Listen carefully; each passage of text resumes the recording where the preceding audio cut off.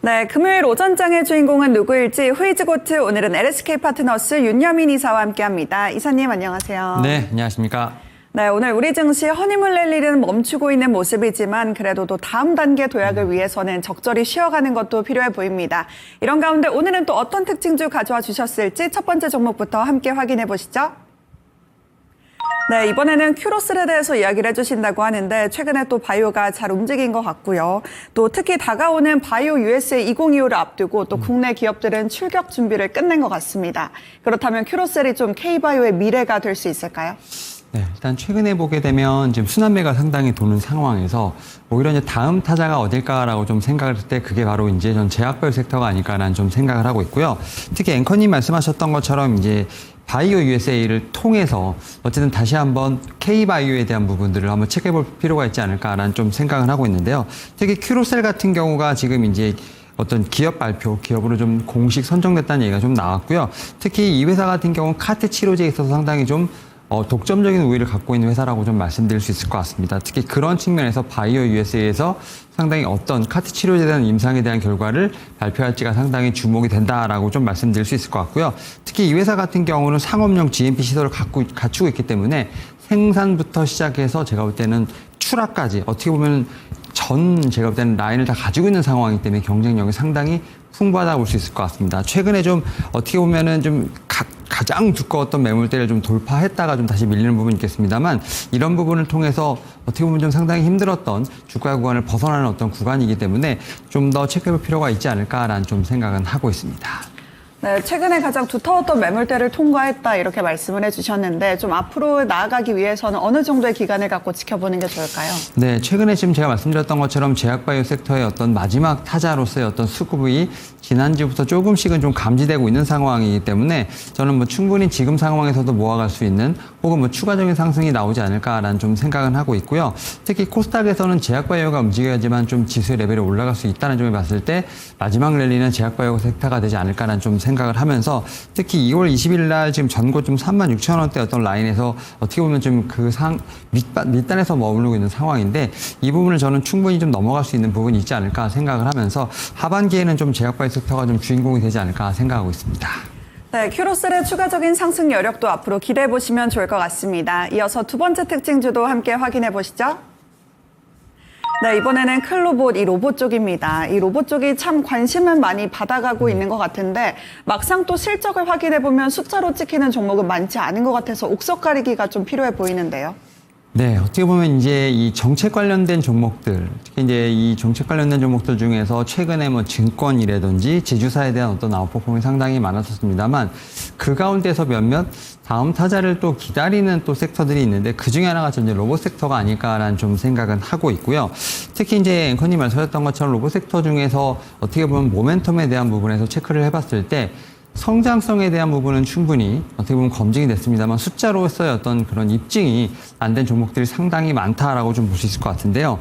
다만 이제 클로봇 같은 경우는 이런 휴머노이드 쪽, 로봇 관련된 쪽에서도 하드웨어보다는 소프트웨어 쪽에서 좀 상당히 강점이 있다라고 좀 말씀드릴 수 있을 것 같고 그런 것이 제가 볼 땐 상당히 큰 강점으로 다가온다라고 좀 말씀드릴 수 있을 것 같습니다. 여기에 더해서 숫자도 찍히는 그런 종목이 아닐까라는 좀 생각을 하고 있는데요.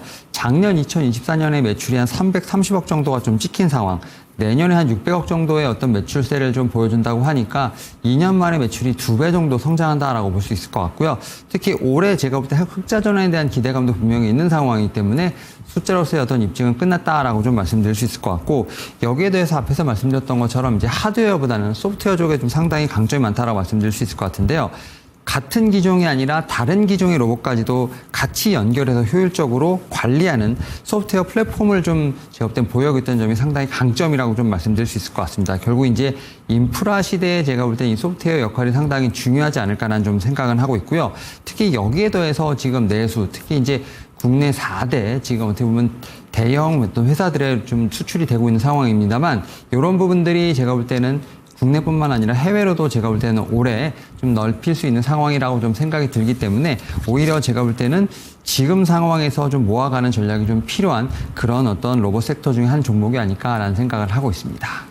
네, 로봇 기업 내에서도 몇 안 되는 실적이 받쳐주는 클로봇, 앞으로의 흑자 전환도 기대해 보시면 좋을 것 같습니다. 계속해서 세 번째 특징주로 함께 넘어가 보시죠. 네, 이번에는 하나솔루션에 대해서 가지고 오셨습니다. 이 최근에 하나솔루션 주가가 정말 롤러코스터를 타고 있는 게 아닌가 싶은데 한 달 사이에 뭐 거의 30%가량 급락을 했다가 또 다시 20%가량 올라왔더라고요. 또 미국에서 로비를 하고 있다 뭐 이런 소식도 있는데 좀 리스크 해소로 봐도 괜찮을까요? 네, 사실 하나솔루션 같은 경우는 말씀하셨던 것처럼 주가 자체가 상당히 좀 변동성을 강하게 보이고 있다라고 좀 말씀드릴 수 있을 것 같은데요. 특히 5월 19일에 어떻게 보면 전고점 4만 원을 넘어간 이후에 거의 한 30% 이상의 좀 되돌림이 나왔고요. 최근에 보게 된다고 하면 좀 바닥을 다진 이후에 또다시 급등, 또 조정 이런 식의 어떤 상당히 좀 주가의 어떤 방향성을 어떻게 보면 좀 알기가 쉽지 않은 그런 종목이라 말씀드릴 수 있을 것 같은데 다만 여러 가지 호재들을 통해서 추가적인 상승이 있을 것 같다라는 좀 말씀을 좀 드릴 수 있을 것 같습니다. 특히 지금 이 미국 같은 경우도 청정 에너지와 관련된 얘기들이 상당히 많이 나오고 있습니다. 다만 이제 트럼프 대통령 같은 경우는 풍력 에너지와 관련된 상당히 좀 부정적인 견해를 보이고 있습니다만 생각보다 태양광 쪽은 좋아한다라고 좀 말씀드릴 수 있을 것 같고 그런 측면에서 이 청정 에너지 분야에 대한 보조금 유지를 지금 월가에서도 상당히 좀 많이 하고 있다는 얘기가 좀 나오고 있습니다. 뭐 그런 측면에서 봤을 때 태양광에 대한 부분들은 조금 미국에서도 지켜볼 수 있지 않을까 생각을 하고 있고요. 우리나라로 들어오게 된다고 하면 특히 이제 이재명 대통령이 대선 후보 시절에 어떻게 보면 이제 기후 에너지에 대한 부분들 상당히 좀 많이 얘기를 했었는데요. 특히 이번에 좀 입법이 좀 예고가 됐다라고 좀 얘기가 나오고 있습니다. 특히 오늘 같은 경우 이런 신재생 에너지 관련돼서 좀 보조금 관련된 얘기들이 좀 나오는 상황이기 때문에 우리나라 같은 경우는 뭐 원전도 글로벌 어떤 트렌드이긴 합니다만 신재생에 대해서 확실한 좀 정책 기조가 있는 상황이기 때문에 그러한 측면에서 저는 수혜를 볼 수 있는 어떤 가장 대표적인 종목이 아닐까라는 좀 생각을 하면서 최근에 롤러코스터를 타고 있습니다만 오히려 지금 보유하지 않으신 분들에게는 제가 볼 때는 신규 매수의 기회를 줄 수 있다라는 좀 생각을 하면서 좀 지금 상황에서 분할 매수도 전 가능하지 않을까라는 좀 말씀을 드려볼 수 있을 것 같습니다. 네, 국내외적으로 모두 좀 긍정적인 소식이 나와주면서 현재 구간에도 접근이 가능하다 이렇게 이야기를 해주셨는데 그렇다면 지난 5월에 기록했었던 4만 원대도 충분히 돌파할 수 있을까요? 네, 저는 뭐 하나솔루션 같은 경우는 충분히 좀 전고점을 좀 돌파하는 4만 원대를 넘어갈 수 있지 않을까라는 좀 생각을 하고 있고요. 물론 이제 지금 기술적 반등에 대한 부분도 있겠습니다만 최근에 보게 되면 이런 모멘텀 여기에 또 이제 어제 같은 경우 뭐 공매도에 대한 얘기도 좀 나왔습니다만 이런 부분들을 좀 제가 볼 때는 다 주가에 반영을 하면서 추가적인 상승이 나오지 않을까라는 좀 생각을 하고 있기 때문에 충분히 전고점에 대한 부분을 돌파할 수 있을 거로 생각하고 있습니다. 네, 4만 원대에는 충분히 돌파 가능하다 이렇게 얘기를 해주셨으니까 분할 매수 전략으로 챙겨가 보셔도 좋을 것 같습니다. 이어서 마지막 특징주도 함께 확인해 보시죠. 네, 이번에는 리노공업입니다. 특히 스마트폰 쪽이겠죠. 이 업황 쪽은 좀 미지근한 것 같은데 그래도 리노공업의 실적은 좀 따뜻한 것 같은데 어떻게 보시나요? 네, 뭐 제약바이오 섹터와 좀 마찬가지로 반도체 섹터도 상당히 좀 지수의 어떤 상승 여력을 많이 못 따라갔던 섹터라고 좀 말씀을 드릴 수 있을 것 같은데요. 최근에 반도체 섹터에서도 제가 볼 때는 수급이 조금씩 들어오고 있고요. 특히 삼성전자, SK 하이닉스를 중심으로 한 대형주의 매수세가에 좀 힘입어서 반도체 소부장 쪽에서의 제가 볼 때는 반등세도 나오고 있다라고 좀 말씀드릴 수 있을 것 같은데요.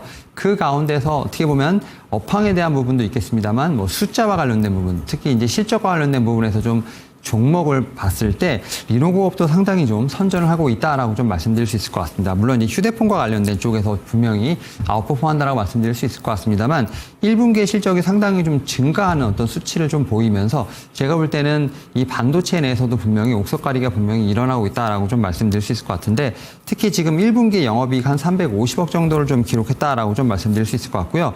이 부분이 일단 전년 동기 대비 50% 이상 성장했다는 것은 상당히 고무적이라고 좀 말씀드릴 수 있을 것 같습니다. 특히 이제 앵커님 말씀하셨던 것처럼 휴대폰 쪽, 특히 휴대폰 쪽 같은 경우가 이 디바이스 쪽에서 온 디바이스 AI, 특히 이제 AI와 관련된 기능들이 탑재가 되면서 특히 이제 반도체 쪽에 대한 어떤 수요가 높아지고 있는 것은 분명히 리노공업의 긍정적인 신호라고 좀 말씀드릴 수 있을 것 같고 그런 측면에서 이제 리노공업에 대한 뭐 1분기 실적도 상당히 좋았습니다만 제가 볼 때는 하반기까지도 실적에 대한 부분들 상당히 좀 호실적이 예상된다라고 좀 말씀드릴 수 있을 것 같고요.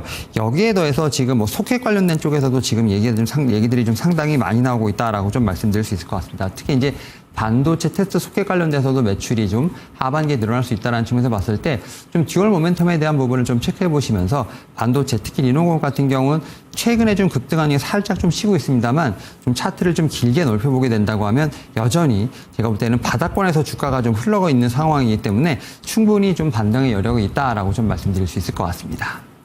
네, 실적이 받쳐주고 있는 만큼 옥석 가리기 속에서도 살아남을 수 있을 것 같다 이렇게 말씀을 해주셨는데요. 리노공업도 앞으로도 계속해서 지켜보시면 좋을 것 같습니다. 이렇게 4가지 특징주 함께 확인해봤고요. 이번에는 이사님의 추천주로 넘어가 보겠습니다. 어떤 종목인지 확인해 보시죠. 네, 추천주로는 에어레인을 가지고 오셨습니다. 또 이 기후위기와 관련해서도 또 빠놓을 수 없는 게 이 탄소 기술 쪽이겠죠?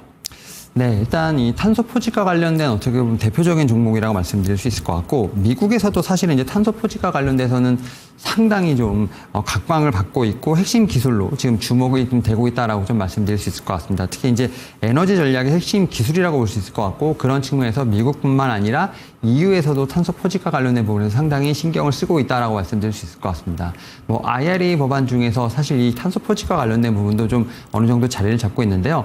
뭐 이제 전기차라든지 뭐 2차전지 관련된 보조금이 깎이려고 하는 어떤 그런 기사들이 많이 나오는 상황에서 지금 이 탄소 포집과 관련돼서는 여전히 이 보증과 관련된 얘기들이 나오지 않는다는 점에서 봤을 때 특히 트럼프 행정부 같은 경우도 이 탄소 포집과 관련돼서 상당히 좀 중요하게 보고 있다라고 좀 말씀드릴 수 있을 것 같고, 특히 이 회사 같은 경우는 국내 유일의 기체 분리막 솔루션 전문 기업이라고 말씀드릴 수 있을 것 같습니다. 최근에 캐파 증설을 좀 거의 마쳤다라는 얘기가 나오면서 좀 어떻게 보면 급증하는 수요에 대비할 수 있다라는 얘기가 좀 나오는 상황이기 때문에 충분히 뭐 숫자와 관련된 부분에서도 입증이 가능하지 않을까 생각을 합니다. 특히 1분기에 뭐 숫자 자체는 크진 않습니다만 영업이 한 12억 정도를 기록했습니다만 이것이 이제 전년 동기 대비 거의 뭐 100% 이상 상승했다는 점에서 봤을 때 계속해서 좀 성장할 수 있는 그러한 제가 볼 때는 충분한 모멘텀이 있지 않을까 생각을 하면서 최근에 좀 주가 자체는 좀 쉬고 있는 상황. 다만 이 탄소 포집과 관련돼서도 어떻게 보면 정책 수혜주를 엮일 수 있는 상황이기 때문에 이것도 좀 다음 좀 타자로서 좀 체크해볼 필요가 있지 않을까라는 좀 생각을 하고 있습니다.